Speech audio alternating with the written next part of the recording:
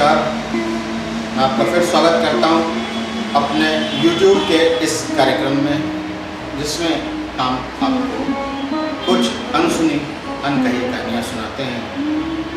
तो आज की जो कहानी है उसका विषय है भगवान कृष्ण और भगवान शिव का जो युद्ध हुआ था। दोस्तों, आपने शायद नहीं सुना हो, लेकिन ये कहानी एक बहुत गूढ़ रहस्य की कहानी है, जिसके बारे में मैं आपको आज बताऊँगा।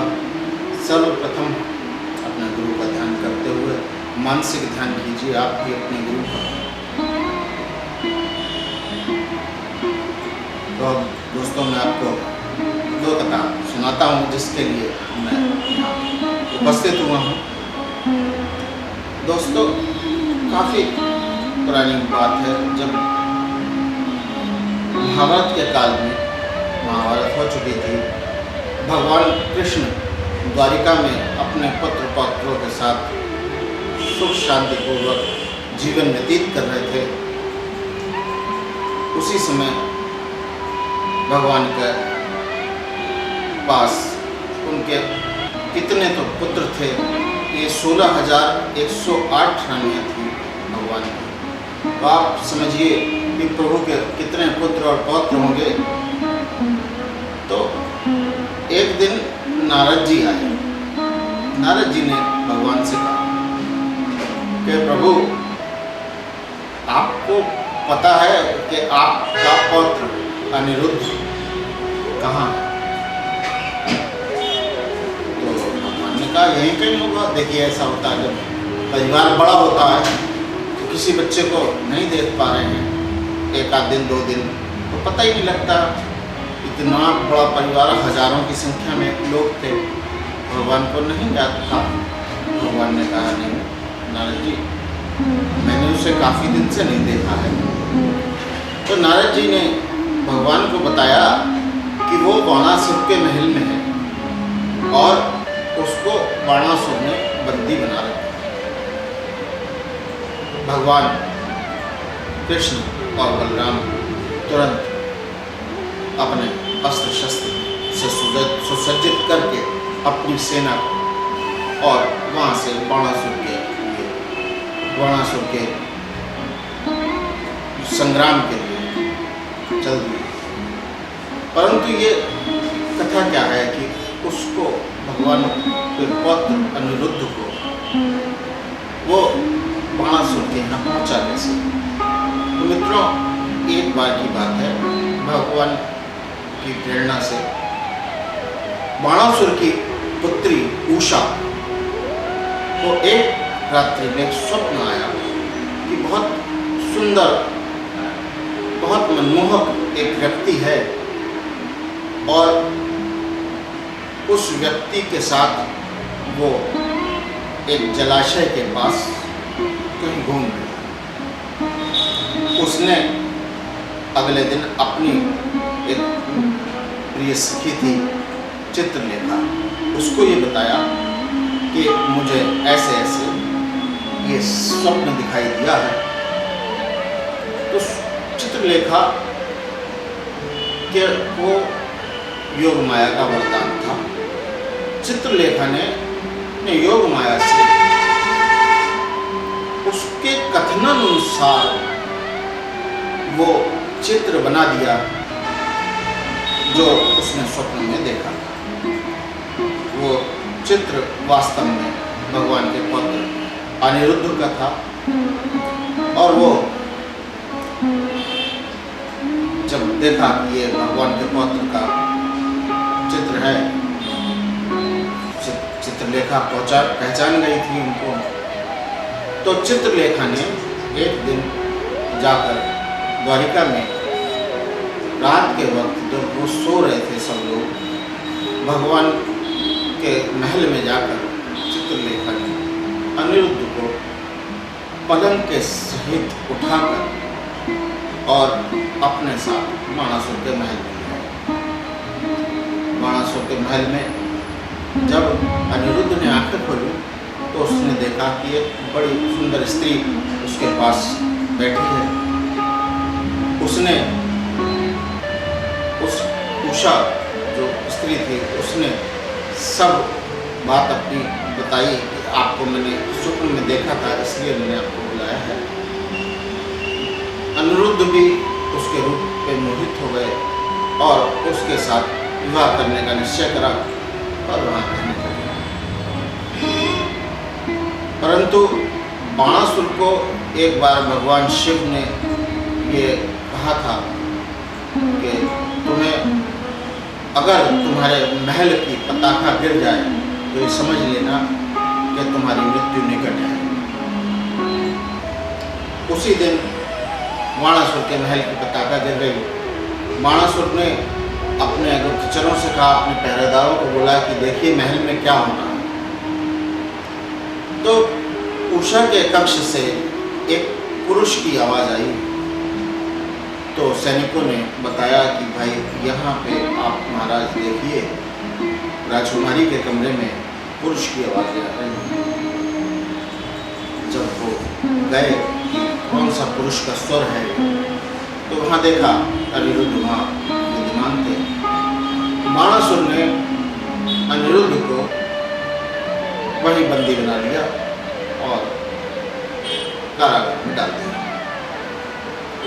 अब भगवान कृष्ण को ये समाचार नारद जी ने जैसे ही दिया, भगवान तुरंत चल दिए और साथ में उनकी नारायणी सेना थी, बलराम जी थे, युद्ध के लिए प्रस्तुत हो गए और बाणासुर की भी सेना सामने आ गई। भीषण युद्ध हुआ बाणासुर की और भगवान की सेना में, और भगवान की सेना ने बाणासुर को के सेना को लगभग समाप्त कर दिया। बाणासुर ने उसी क्षण भगवान शिव का ध्यान करा। भगवान ने अपनी रुद्र सेना भेज दी उसके पास, अपने गणों की सेना भेज दी। गणों की सेना को भी बलराम जी ने परास्त कर दिया। तब बाणासुर को ये एहसास हुआ, तो महसूस हुआ कि क्या ये कहीं सत्य तो नहीं कि मेरी मृत्यु निकट है। तो उसने फिर भगवान शिव का ध्यान करा कि भगवान मुझे बचाइए।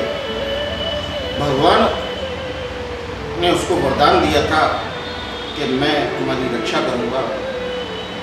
तो भगवान शिव स्वयं उसके पक्ष की ओर से युद्ध में प्रस्तुत हो गए। अब देखिए दोस्तों, बड़ा अच्छा सा दृश्य, सामने भगवान शिव और इधर चक्रधारी भगवान कृष्ण।